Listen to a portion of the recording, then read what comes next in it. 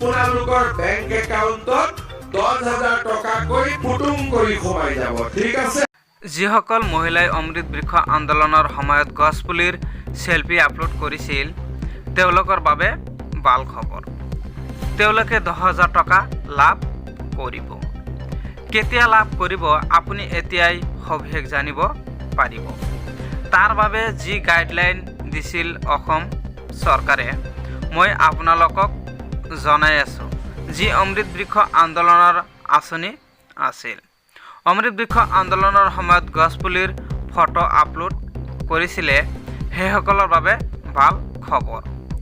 অসম চৰকাৰে ডিভিডিৰ মাধ্যমত 10,000 টকা সোমাই দিব। অসমৰ মুখ্যমন্ত্ৰীয়ে কি ক'লে শুনি লওক।